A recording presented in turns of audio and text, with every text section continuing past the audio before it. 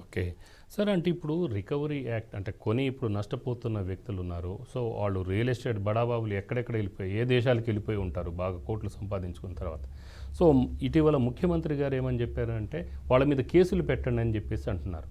వీళ్ళు ఆ సామాన్యులు మరి కనీసం ఆ స్థాయికి వెళ్ళే పరిస్థితి ఉందా? కనీసం వాళ్ళకు బఫర్ జోన్ ఏంటి, ఎఫ్టీఎల్ అంటే ఏంటో కూడా తెలియని పరిస్థితి. అలాంటి వ్యక్తులు వాళ్ళ అంటే ఎక్కడ వెళ్ళి పడతామనేది కూడా ఒక ఏకరువు పెట్టుకుంటా ఉన్నారు. సో దీన్ని ముఖ్యమంత్రి గారు కానీ లేదా ప్రభుత్వం కానీ అంటే ఇందాక ఒక కాలర్ మనకు చెప్పాడు చక్కటి ఐడియా, రికవరీ యాక్ట్ అనేది తీసుకురావాలని కూడా చెప్తున్నారు. సో దీని మీద ఎలా స్పందిస్తారు మీరు? విషయం అండి సార్, ఇప్పుడు దీనిలో విషయం ఏంటంటే నేను అది ఇంతకుముందే చెప్పినట్లు వాస్తవానికైతే బయ్యర్ ఏం చేయాలంటే ఏ ఫ్లాట్ అమ్మినా కూడా లేదంటే ఒక ఫ్లాట్ అమ్మినా కూడా దానికి సంబంధించిన డిఫెక్ట్స్ అన్నీ కూడా ఈ బయ్యర్కి చెప్పాలండి. ఒకవేళ అది బయ్యర్కి చెప్పకుండా కొనుక్కుంటే మాత్రం అతని దగ్గర నుంచి మనం కోర్టులో కేసేసి మనీ రికవరీ మనం ఎచ్చైతే సేల్ కన్సిడరేషన్ ఇచ్చామో అది రికవరీ చేసుకోవచ్చు. ఇంకా పేదల విషయానికి వచ్చేస్తే పేదల విషయంలోకైతే ఈ విషయం తెలియదు, అది ప్రభుత్వ ల్యాండ్లా లేకపోతే ఇంకోటిగా తెలియదు. వాడు ఒకవేళ ఇప్పుడు అది ప్రభుత్వ ల్యాండ్ అని అనుకుంటే ప్రభుత్వాల ప్రధానంగా ఏంటంటే ప్రభుత్వాలు ఎందుకు ఏర్పడ్డాయంటే కేవలం పేదలను రక్షించడానికి మాత్రమే ఈ ప్రభుత్వాలు ఉన్నాయనే సంగతి అందరికీ తెలిసిన విషయమే. స్ట్రాంగర్ అంటే ఎప్పుడైనా అతను ప్రభుత్వం కొట్లాడుతుంటూ తనకంటూ తాను కొట్లాడుకుంటాడు, ఆయన ప్రొటెక్ట్ చేసుకోగలడు. కానీ పేద ప్రజలకైతే దిక్కులేని పరిస్థితి ఉంటుంది. ఈ స్థితిలో ప్రభుత్వం ఖచ్చితంగా పేదల పక్షానే ఉండాల్సిన అవసరం ఉన్నది. ఒకవేళ పేదలు తప్పుదారి కొనుక్కొని నష్టపోయినప్పుడు ప్రభుత్వమే చర్యలు తీసేసుకొని ఆ బిల్డర్లకు ఎక్కడైనా వాళ్ళు అమ్మేసి కనుకపోతే వాళ్ళను ఒకవేళ వాళ్ళు విదేశాలకు పోతే రెడ్ కార్నర్ నోటీస్ ఇప్పించేసి కేసులు వాళ్ళ తరపున పెడితే పేదలకు మనం న్యాయం చేసినట్లు అవుతూ ఉంటుంది. దీనిలో ప్రత్యేకంగా ఏంటంటే వీళ్ళు బఫర్ జోన్లో లేకపోతే ఇవి చేసిందంటే మొత్తం ప్రభుత్వం ఏంటంటే రీహాబిలిటేషన్ కల్పించాలి. లేదా ఏదైనా ప్రైవేట్ భూములలో వాడు ఇంకేదైనా కారణం డిఫెక్ట్స్ తోటి అమ్మేసుకొని వెళ్ళిపోయిండు, సొమ్ములు చేసుకున్నాడు అని అంటే మాత్రం అది వీళ్ళు వాడిని ఛాలెంజ్ చేయలేడు కనుక కోట్లలో వాళ్ళు పోయి అంత న్యాయం పొందలేరు. రీహాబిలిటేషన్ మీన్ అంటే ఒక బఫర్ జోన్లో ఉన్న భూమికి బదులు ఇంకా వేరేకైనా అన్ని రకాల సౌకర్యాలు ఉన్న భూములను ఇళ్లను మాత్రం వాళ్ళకి ఇచ్చేసి ఇట్లా రీహాబిలిటేషన్ కలిగించేస్తే ప్రభుత్వానికి మంచిది, నిజంగా ఈ సంక్షేమ ప్రభుత్వం అనేది మనకు కలుగుతుంది. రాజ్యాంగం ఏం చెప్తుందంటే చెప్తానండి, రాజ్యాంగం ప్రధానంగా ఏంటంటే మనకు రైట్ టు లైఫ్ అనే ఒక ఆర్టికల్ 19 ప్రకారం మనకు కలిగజేసింది. ఈ రైట్ టు లైఫ్ అనేది చాలా పెద్దదండి. రైట్ టు లైఫ్ అంటే జీవించే హక్కు. ఈ జీవించే హక్కు అనేది ఈ జంతువుల్లాగానో కుక్కల్లాగానో పందుల్లాగానో జీవించడం కోసం కాదండి. ఒక డిగ్నిటీ ఆఫ్ లైఫ్ అంటే హ్యూమన్ బీయింగ్లో డిగ్నిటీ ఆఫ్ లైఫ్ను ప్రొవైడ్ చేస్తుంది. దీన్ని అందరి ప్రజలందరికీ ఆ యొక్క సిటిజన్స్కి ఆ భారతదేశంలో అందరికీ సమానంగా వర్తింపజేయాలి. ప్రధానంగా ఈ పేద ప్రజలకు ఇట్లాంటి డిగ్నిటీ లైఫ్ని మనం ప్రొవైడ్ చేయాలనుకున్నప్పుడు వాళ్ళందరినీ ఇట్లా రోడ్డు మీద పడేయడం సరైనది కాదు. వాళ్ళకి డిగ్నిటీ లైఫ్ అంటే వాళ్ళకి రీహాబిలిటేషన్ కల్పించండి. ఖచ్చితంగా వాళ్ళకు మళ్ళీ ఇంకా ప్రభుత్వం ఎట్లాగో స్కీమ్స్ ఉన్నాయి, అన్ని ప్రభుత్వాలు తీసుకొస్తున్నాయి. ఈ ప్రధానంగా ఇప్పుడు ఈ ప్రభుత్వం కూడా స్కీమ్. సంగారెడ్డి నుంచి రామస్వామి గారు ఉన్నారు. రామస్వామి గారు, మీ సమస్య ఏంటో చెప్పండి సార్. సార్ నమస్తే. నమస్తే అండి, చెప్పండి సార్. మాది ఇప్పుడు చందంపేట అనే గ్రామం ఉంది సార్, అందోల్ మండల్. ఓకే. అందోల్ మండలంలో ఇది గ్రామ పంచాయతీ ఉంది, కొత్తగా అయింది సార్ మాకు మొన్న రీసెంట్ గా. అది దేవాదాయ శాఖ కింద ఉంటుంది సార్ ఊరు మొత్తం. అది అందులో ఒక పక్కన చెరువు పక్కన మా ఫ్రెండ్ ఏం చేసి ఒక పంతులు దానికి ఆధారం అన్నాడు మొత్తం ఊరికి మొత్తం. ఆయన ఏం చేసిండు, ఉండడానికి జాగ లేకపోతే మా ఫ్రెండ్ కు ఇట్లా జాగ చూపించిండు అక్కడ చెరువు కట్టక అనుకొని.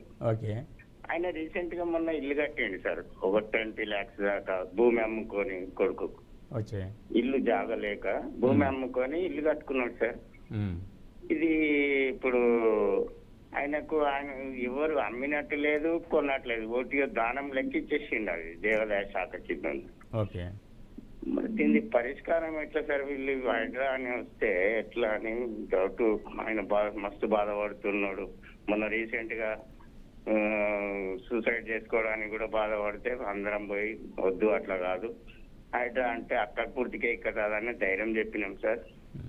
ఇప్పుడు రీసెంట్ గా ఒక లాయర్ దగ్గరికి పోయి అనుకుంటే ఆయన ఏమన్నాడు, మనం ఏం చేయలేము, హైకోర్టుకే పోవాల్సింది అని ఆయన అనేటప్పుడు ఈయన బాధపడుతుండు. ఏమన్నా సొల్యూషన్ ఉంటుందా సార్? ఓకే, మీకు విషయం ఏంటంటే ప్రతి గ్రామానికి గ్రామ కంఠం అనే కొన్ని భూములు ఉంటాయండి. అర్థమైందా మీకు? గ్రామ కంఠం అనే కొన్ని భూములు ఉంటాయి. ఇల్లు లేని వాళ్లకు ఈ గ్రామ పరిపాలన కింద అంటే మన గ్రామ పంచాయతీ వాళ్ళు ఒకవేళ దరఖాస్తు పెట్టుకుంటే ఆ గ్రామ వాళ్లకు గ్రామ కంఠం కింద భూములు వాళ్ళు ఇవ్వడం జరుగుతుంది. దానిలో కేవలం ఇల్లు కట్టుకోవడానికి మాత్రమే ఆ గ్రామ కంఠంలో పర్మిషన్స్ ఉన్నాయి. అట్లాంటి ఇస్తే ఆ గ్రామ పంచాయతీ ఖచ్చితంగా శాంక్షన్ ప్లాన్ ఇచ్చేస్తుంది. ఆ తర్వాత దానిలో హౌస్ నెంబర్ ఇచ్చేస్తూ ఉన్నది. అది గ్రామ పరిధిలో ఉన్నది కాబట్టి ఆ గ్రామ పంచాయతీ చూసుకుంటూ ఉంటుంది.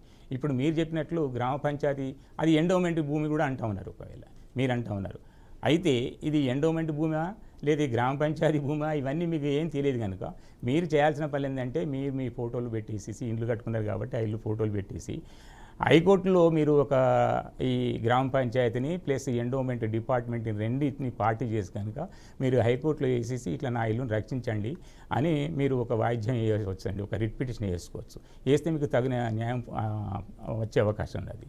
రెండవదంటే హైడ్రా అనేది ఇప్పుడు హైదరాబాదుకు సంబంధించేసి ఇప్పుడున్న పరిస్థితి ప్రకారం కేవలం రింగ్ రోడ్డు ఇప్పుడున్న కదా ఔటర్ రింగ్ రోడ్ అని ఒకటి ఉంది, దాని మధ్యలో ఉండే చెరువులు కుంటల ప్రొటెక్షన్స్ మాత్రమే ఇప్పుడు ఇది పరిమితమైంది. ఈ విషయాల్లో ఎంకరేజ్ వచ్చేసి మరి ఇది రాష్ట్ర వ్యాప్తంగా వ్యాపింప చేస్తారా లేదా అనేది తర్వాత మరి ప్రభుత్వం తీసుకునే చర్యల మీద ఆధారపడి ఉంటుంది. అప్పటి వరకు మరి మనం వేచి చూడాల్సిందేనండి. సార్ అంటే ఇప్పుడు ఇందాక చూసిన దాని ప్రకారం చూస్తే రెక్కల కష్టంతో కొన్న ఈ స్థలాలు ఇక తమది కాదని అంటే అసలు పరిస్థితి ఏంటి? ఇప్పుడు ఈ కాలర్ చెప్పినట్టుగా రామస్వామి గారు చెప్పినట్టుగా చూస్తే సూసైడ్ అటెంప్ట్ కూడా చేసుకునే పరిస్థితి. అంటే మన సున్నం చెరువుకు సంబంధించిన బాధితుల విషయంలో కూడా చూసాం, అక్కడ దిక్కులు పెక్కటిల్లేలాగా ఏడ్చారు వాళ్ళు. సో అలాంటి వారి కోసం ప్రభుత్వం ఏదైనా నిర్ణయం తీసుకోవాలి. సో ఎలాంటి నిర్ణయం తీసుకుంటే బాగుంటుంది? నేను ఒక న్యాయవాదిగా చెప్పగలిగింది ఏంటంటే ప్రభుత్వం చెప్పాల్సింది ఏంటంటే నేను ఇంతకుముందే చెప్పినట్లు రాజ్యాంగం ఏంటంటే ప్రతి ఒక్కరికి బ్రతికే హక్కును కల్పించేసింది అండి. ఆర్టికల్ 19 ప్రకారం బ్రతికే హక్కు కలిగించారు. దాని ప్రకారం ఏంటంటే బ్రతికే హక్కు అంటే దానిలో విద్య వచ్చేస్తుంది, దానిలోనే మీకు ఇటు వైద్యం వచ్చేస్తుంది, దానిలోనే ఇల్లు అంటే షెల్టర్ ఇవి కూడా వచ్చేస్తూ ఉంటాయి. ఇప్పుడు ఈ పేద ప్రజలు ఈ భూములను అంటే ఇప్పుడు మొన్న నేను కూడా వార్తల్లో చూశానండి, సున్నం చెరువు బాధితులు చాలా బాధగా అనిపిస్తూ ఉన్నది. వాళ్ళ ఇల్లు ఒక 10 నిమిషాల్లో కూలగొట్టడం జరిగింది. వాస్తవానికైతే మనం ఫిజికల్గా మనం అబ్జర్వ్ చేస్తే దాదాపు గత ఒక 20-25 సంవత్సరాల నుంచి అక్కడ వాళ్ళు ఉన్నట్లుగా మనకు కనబడుతుంది. కానీ హైదరాబాద్ కూడా తగిన సమయం ఇవ్వాల్సి వస్తుంది. ఒక నోటీస్ ఇవ్వాలి, ఒక నోటీస్ ఇచ్చేసి మీరు ఇది బఫర్ జోన్లో ఉన్నారు, లేదంటే మీరు FTL భూమిలో ఉన్నారు కనుక వెంటనే మీరు కాల్ చేయాలంటే కుదరదు కనుక మీకు ఒక 15 రోజులు టైం ఇస్తున్నాం, ఒక 20 రోజుల టైం ఇస్తున్నాం. ఈలోగా మీరు ఈ ఇల్లు కాల్ చేసి మీకు సంబంధించిన వస్తువులు అవి తీసుకొని పోండి అని చెప్తే బాగుండేది. అలా కాకుండా వాళ్ళ బియ్యం పాపం ఉప్పులు పప్పులు కష్టపడి కొనుక్కున్న వాటిని అన్నిటి కూడా చూడకుండా వాళ్ళను మనుషులు ఒక్కోసారి ఒక ముసలి వాళ్ళు అందులో ఉండొచ్చు, వాళ్ళను బుల్డోజ్ చేసి మొత్తం తీర్చడం అనేది కొద్దిగా బాధాకరమైన విషయమే. అయితే ఏదైనా ఒక సమస్యను అమలు చేయడన్నప్పుడు కొద్దిగా ఇబ్బందికరమైన పరిస్థితి వస్తుంది. కానీ సైమల్టేనియస్గా మనం చేయాల్సిన పని ఏంటంటే బ్రతికే హక్కు అనేది అన్నిటికంటే గొప్పది అండి. ఇప్పుడు మనం హైదరాబాద్ను సుందరీకరణం చేయమంటే ఎవరి కోసం హైదరాబాద్ సుందరీకరణ అనే సంగతి మనం తెలుసుకుంటే ఈ పేద ప్రజలందరినీ ఎక్కడికో తోలి హైదరాబాద్ను సుందరీకరణ చేయడం అనేది కొద్దిగా బాధాకరమైన విషయం. ఉన్నవాళ్ళు ఎలాగో ఉండిపోతారు, బాగా డబ్బులు ఉన్న వాళ్ళు ఎలాగో వాళ్ళు బాగానే ఉంటుంటారు, వాళ్ళు అవసరం అయితే ఒకవేళ వాటర్ స్కార్సిటీ వచ్చేసినా కూడా ఇక్కడ ఎక్కడి చిన్న వాటర్ తీసుకొచ్చే సోర్స్ వాళ్ళకు ఉన్నది. కేవలం పేద ప్రజల విషయమే గవర్నమెంట్ ఖచ్చితంగా కలుగజేసుకోవాలి. ఇది వాళ్ళ డ్యూటీ కూడా, fundamental right. Because the article 19 అనేది ఫండమెంటల్ రైట్, బ్రతికే హక్కు కల్పించేసింది. దాన్ని ప్రొటెక్ట్ చేయాల్సిన బాధ్యత కూడా ఖచ్చితంగా ప్రభుత్వం మీద ఉన్నది. బుల్డోజెస్ తీసుకెళ్ళాలంటే వెంటనే వాళ్ళకి రీహాబిలిటేషన్ కల్పించండి. ఒకవేళ చర్యలు జరిగిపోయినాయి అనుకోండి, జరిగిపోయిన చర్యకి మనం చేయగలిగింది ఏముండదు. కానీ ఇప్పటికైనా ముందస్తు ఇదేమైనా ఉంటే ఇట్లాంటి వాళ్ళు ఉంటే వాళ్ళను ముందు గుర్తించేసి వాళ్ళకు చెప్పి వాళ్ళకి రీహాబిలిటేషన్ ఇస్తామని చెప్పి ఒక భరోసా కల్పించేసి తగిన పంచాయతీరాజ్ శాఖ మంత్రి ఉంటారు, ఆయన వచ్చేసి మరి మీరందరికీ మేము ఈ ఇల్లు కలిగించేస్తాండి, ఎందుకంటే ఇది ఒక ప్రభుత్వం ఒక చర్య తీసుకోవడానికి ప్రయత్నం చేసింది. చాలా కాల్స్ వస్తున్నాయి సార్ మనకు, ఈవెన్ బోత్ స్టేట్స్ నుంచి కూడా. ఇంకా రాజీవ్ రెడ్డి గారు కరీంనగర్ నుంచి కాల్ చేస్తున్నారు. రాజీవ్ రెడ్డి గారు చెప్పండి, మీ సమస్య ఏంటి? సార్ నేను అంటే ఇది ఒక జనరల్ క్వశ్చన్ సార్, దీనిదే హైదరాబాద్ గురించి కానీ గవర్నమెంట్ గురించి కానీ. ఇప్పుడు మనకు మేము పట్టా తీసుకున్నాం అంటే ఒక పట్టా మాకు అయింది అంటే అది మా ల్యాండ్ అయితేనే ఇంకోళ్ళు మేము పట్టా చేయగలుగుతాం, దానికి సంబంధించినటువంటి ఫీజు కూడా రిజిస్ట్రేషన్ ఆఫీస్లో మేము కడతాం. అది కట్టిన తర్వాతనే మేము పర్మిషన్ కొరకు గవర్నమెంట్ కానీ అంటే సంబంధించిన డిపార్ట్మెంట్ కు పర్మిషన్ కొరకు ఇల్లు కట్టుకునేందుకు పోతాం. అవునండి. అప్పుడు కట్టినప్పుడు మాకు ఫీజు తీసుకుంటది. తర్వాత మేము ఇంకో వాళ్ళకి అమ్మినప్పుడు కూడా ఫీజు తీసుకుంటాం. అంటే ఒక గవర్నమెంట్ వ్యవస్థనే మొత్తానికి మొత్తం అధికారుల చేతిలో ఉంటది. అధికారుల చేతిలో ఉన్నప్పుడు అది గవర్నమెంట్ చేసిన తప్పిదమే కదా. ఇప్పుడు మా అసలు పూర్తిగా లేని వాళ్ళను, మాకు కూడా హైదరాబాద్ ఉంది, లేని వాళ్ళను ఇప్పుడు కూడితే మాకు గవర్నమెంటే కదా కట్టేయాల్సింది. వాళ్ళు చేసిన తప్పిదమే కదా. షూర్ అండి, కొంతవరకు మీరు కరెక్టే. కానీ ఒక విషయం గుర్తుంటే ఎప్పుడైనా మనం ఒక్క విషయం గుర్తించండి సార్. ఒక విషయం ఏంటంటే మనం ఏదైనా ఈవెన్ ఒక కూరగాయలు కొనుక్కున్నప్పుడు కూడా ఏం చేస్తామంటే దాంట్లో పుచ్చులు ఉన్నాయా అవి ఉన్నాయా ఇవన్నీ చూసే కొనుక్కుంటా ఉంటాం. అదేవిధంగా మనకు సంబంధించిన ల్యాండ్ నిజానికి అది ఫ్రీ ల్యాండా, whether it is free from encumbrances ఉందా లేదా అని కూడా చూసుకోవాల్సింది. ఒకవేళ ప్రభుత్వాలు ఇచ్చేసినాయంటే వాళ్ళు ఏం చేస్తారంటే జనరల్గా వాస్తవానికి తప్పు కూడా వాలేదు. ఎందుకంటే ఇది ఒక రిజిస్ట్రేషన్ చేసినప్పుడు రిజిస్ట్రేషన్ యాక్ట్ ప్రకారం ఏంటంటే ఆ సంబంధిత రిజిస్ట్రేషన్ అధికారులు అక్కడికి వెళ్ళి వెరిఫై చేసి yes it is free from all encumbrances, it is purely a private land or otherwise అని చెప్పేసి అనుకున్నప్పుడు మాత్రమే దాన్ని రిజిస్ట్రేషన్ చేయాలండి. అలా చేయకుంటే ఖచ్చితంగా రిజిస్ట్రేషన్ అధికారులు కూడా దీనిలో బాధ్యతలు అవుతారు. ఖచ్చితంగా వాళ్ళు బాధ్యత వహించాల్సి వస్తుంది. ఒకవేళ ల్యాండ్స్ అనేవి రెండు రకాలు ఉంటాయండి. ఒకటేమో ప్రైవేట్ ల్యాండ్లు, రెండేమో ప్రభుత్వ ల్యాండ్స్. ఏదైనా ఓనర్షిప్ లేకుంటే దాన్ని ప్రభుత్వం ఓనర్షిప్గా మనం గుర్తించాల్సింది. ఎందుకంటే ప్రభుత్వం అని అంటే మన సమాజం అంతదని దాని అర్థం. ప్రభుత్వం అంటే వేరే కాదు, ప్రభుత్వం అంటే మనందరిది. ఇట్లా ప్రైవేట్ ల్యాండ్లు ఉంటాయి, తర్వాత ఈ గవర్నమెంట్ ల్యాండ్స్ ఉంటాయి. గవర్నమెంట్ ల్యాండ్స్ లేవని గుర్తించడానికి కోసం కేవలం ఆ సమాచారం అంతా కూడా సంబంధిత అధికారుల దగ్గర ఉంటుందండి. ప్రధానంగా రెవెన్యూ ల్యాండ్స్, అగ్రికల్చర్ ల్యాండ్స్ అవన్నీ అయితే మాత్రం రెవెన్యూ అధికారుల దగ్గర ఖచ్చితంగా ఇన్ఫర్మేషన్ పూర్తిగా ఉంటుంది. ఆ తర్వాత రిజిస్ట్రేషన్ అధికారులు ఏం చేస్తారంటే ఒకసారి ఈ మధ్యలో సమన్వయం చేసుకుంటా ఉన్నారు. ఏది ఈ ప్రభుత్వ భూములా లేకపోతే ఏమైనా ప్రొహిబిటెడ్ ల్యాండ్స్ కింద ఉన్నాయి అవన్నీ వీళ్ళు సమన్వయం చేసుకొని మాత్రమే రిజిస్ట్రేషన్ చేస్తూ ఉన్నారు. కానీ ఫర్ ది ఎక్స్ట్రానియస్ రీజన్స్ ఏమనంటే వాళ్ళు కొనుక్కున్నవాడు అమ్ముకున్నవాడు వాడే పోతారు, మనకేం సంబంధం, మనకు ఫీజు వచ్చేస్తుంది అనే ఒక ఉద్దేశంతో కూడా కొన్ని జరుగుతూ ఉన్నాయి. ఈ మధ్యకాలంలో ఒకసారి నేను విని ఉన్నా ఏంటనంటే రిజిస్ట్రేషన్ ఆఫీసర్ ఒక అతను చార్మినార్ కూడా నేను రిజిస్ట్రేషన్ చేస్తానని చెప్పేసి అనడం జరిగింది. ఇది చాలా అన్యాయమైన వ్యవహారం. విషయం ఏంటంటే ఖచ్చితంగా వెరిఫై చేయాలండి, వాళ్ళ బాధ్యత. ఒకవేళ లేకుంటే వాళ్ళను మీరు ఛాలెంజ్ చేసుకోవచ్చు. కోర్టు వారు కూడా తగిన చర్యలు, తర్వాత మీకు కావాల్సిన కాంపెన్సేషన్ కూడా ఇచ్చే అవకాశాలు ఉంటాయండి. అంటే ఒక ఎగ్జాంపుల్ చూస్తే మనకు ఇక్కడ మహేశ్వరం ఏరియాలో కూడా ఒక వ్యక్తి దాదాపు ఊరు మొత్తాన్ని అమ్మేశాడు 2004లో. సో అలాంటి కేసు కూడా మన దృష్టికి వచ్చింది. సో అది పెద్ద ఫన్గానే ఉన్నా కూడా మొత్తానికైతే అది జరుగుతుందేమో. అయితే రవికుమార్ ఒక కాలర్ ఉన్నారు. రవికుమార్ గారు చెప్పండి, ఎక్కడి నుంచి కాల్ చేస్తున్నారు? చెప్పండి చెప్పండి మీ సమస్య ఏంటి? లాయర్ గారితో మాట్లాడు. ఒక ల్యాండ్ మిస్ అయింది. నమస్తే, చెప్పండి రవికుమార్ గారు, చెప్పండి. సార్ మాది ఒక ల్యాండ్ మిస్ అయింది సార్. ఒకటి ల్యాండ్ మిస్ అయింది మాది. గత్తర వచ్చింది మాకు. సునామీ లాంటి గత్తర వచ్చింది 80 ఏళ్ళ కింద.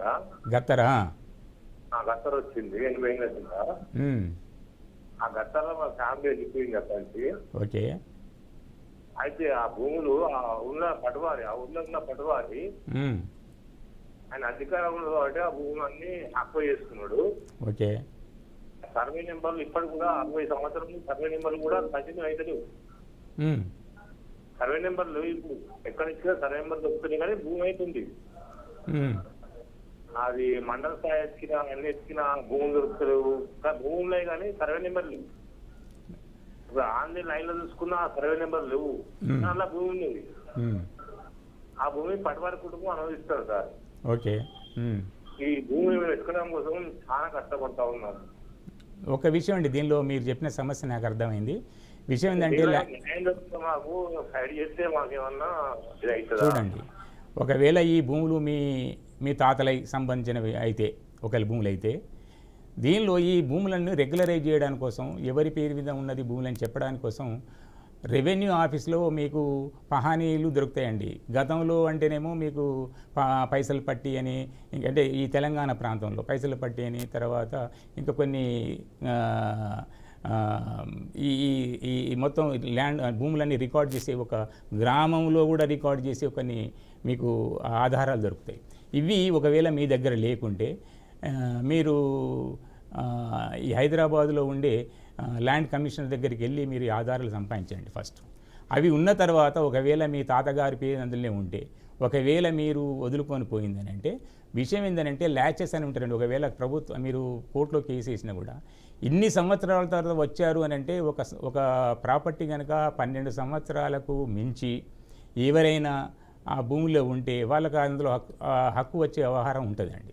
కానీ మీరేందనంటే మీరు గిఫ్ట్ ఇచ్చారో లేదు, అసలు ఆ భూములు మీయో కాదో తెలియాలి అని అంటే మీరు మీ తాతల నుంచి లీగల్ సర్టిఫికేట్ తీసుకోవాలి. ఆ ప్రాపర్టీ అన్నీ కూడా మీ పేరు మీ తాతగారి పేరులో లేకపోతే ఇంకా మీ ఆన్సెస్టర్ల పేరు తెలుసుకోవాలి. అవి తెలుసుకున్న తర్వాత ఆ పరంపరలో మీరు ఉన్నారా లేదా అని తెలుసుకుంటే మాత్రమే ఈ భూములు మీకు వచ్చే అవకాశం ఉన్నది. భూమిని ఐడెంటిఫికేషన్ చేయడం కూడా ఇంపార్టెంట్. ఇప్పుడు మీరు సర్వే నెంబర్లు అంటున్నారు కదా, సర్వే నెంబర్ లేవు. ఇప్పుడు మీకు ఆ సర్వే నెంబర్ లేవాలంటే మీరు ల్యాండ్ ఆఫ్ సర్వేను సంప్రదించేసి అక్కడి నుంచి ఆ రికార్డు తీసుకున్న తర్వాత ఆ ల్యాండ్లలో మీ తాతగారి పేరు ఉంటే కోర్టులో వాయిద్యం వేసేసి దానిలో మీరు తగినంత న్యాయం పొందడానికి వీలుంటుందండి. సో మరొక కాలర్ ఉన్నారు, వీరయ్య కరీంనగర్ నుంచి. వీరయ్య గారు చెప్పండి, మీ సమస్య ఏంటి? సార్ మేము మా అన్నదమ్ముల నాన్న పంచింది మేము పంచుకున్నాము. పంచుకుంటే ఇప్పుడు నా పంటే అప్పుడు ఒక 1/4 గుంట అంతా ఎక్కువ ఉండే. నాకు 2005లో రిజిస్ట్రేషన్ చేసుకున్నాం. అప్పుడు గింతంతా భూమి కదా మరి నీకే ఉంచుకోరా అని చెప్పి మాకు రిజిస్ట్రేషన్ చేయక రిజిస్ట్రేషన్ పట్టుకుంటే కంటే కొంచెం ఎక్కువ ఉంటే అక్కడ నువ్వే వాడుకోవచ్చు అని చెప్పి నాకు దాంట్లో ఏది రిజిస్ట్రేషన్ డాక్యుమెంట్ మీద రాసిండు. కానీ భూమి ఎక్కువ అని రాయలేదు. మీ బ్రదరు? మా బ్రదర్స్. ఏమంటుందంటే అప్పుడు ఎక్కువ భూమి ఇస్తున్నాం కదా దానికి డబ్బులు కట్టి అని ఇప్పుడు మాట్లాడతాను. ఇప్పుడు రేట్లు పెరిగినాయి కదా, ఎట్లా అది అప్పుడేమో అక్కడ దాకా నీకే అని రాసిర్రు. వీరయ్య గారు కావాలంటారు. వీరయ్య గారు మనకు 2 రకాల, ఇప్పుడు మన హిందువులలో వాళ్ళు ఏంటంటే జ్యేష్ఠ భాగం అని పెడుతూ ఉంటారు. అంటే పెద్దవాడు కుటుంబం పెద్దవాడు కాబట్టి చాలా కష్టం పనిచేసింటాడు, కుటుంబాన్ని రక్షిస్తాడు కనుక ఎంతో కొంత భాగం ఎక్కువిస్తారని చెప్పేసి పెద్దన్నకు, అంటే తండ్రి తర్వాత అతను ఉంటాడు కాబట్టి ఇది కేవలం ధర్మం ప్రకారం మాత్రం ఇస్తారు. కానీ చట్టంలో అలాంటిది ఏం లేదండి. ఒకవేళ అన్నదమ్ములు ఉంటే అది తండ్రి దగ్గర అంటే మీ యాన్సెస్ట్రల్ ప్రాపర్టీ అయితే దానికి మీరు ఈక్వల్ షేర్ హోల్డర్స్ అవుతారండి. మీరు ఈక్వల్గా రావాల్సి ఉంటుంది. అలాంటిది కనుక మీకు రాకుండా ఉంటే మీరు చేయాల్సిన పని ఏంటంటే మీరు సూట్ ఫర్ పార్టిషన్ అని మీరు మీ సంబంధిత కోర్టులో ఫైల్ చేయండి. మీ డాక్యుమెంట్లను తీసుకుపోయి ఇది మేము ఓరల్గా పంచేసుకున్నాం కానీ చట్టబద్ధంగా పంచుకోలేదు కాబట్టి నాకు భూమి తక్కువ వస్తున్నది కనుక ఈ భూమి నాకు ఇప్పించండి అని చెప్పేసి మీరు కోర్టులో సూట్ ఫర్ పార్టిషన్ అని ఒక దావా మీరు ఫైల్ చేస్తే ఆ కోర్టు వారు అన్ని మీ డాక్యుమెంట్లు చూసిన తర్వాత ఈ భూమి మీ తాత నుంచి మీకు వచ్చిందని నిర్ధారణ అయితే మీ అందరూ నిజానే లీగల్ ఎయిర్స్ అయితే మీ అందరికీ సమభాగం వచ్చేస్తుందండి. అట్లా డిగ్రీ పొంది మీరు మీ అన్న దగ్గర నుంచి మీ ఈయనన్న భూమిని మాత్రం మీరు పొందడానికి అవకాశాలు ఉంటాయి వీరయ్య గారు.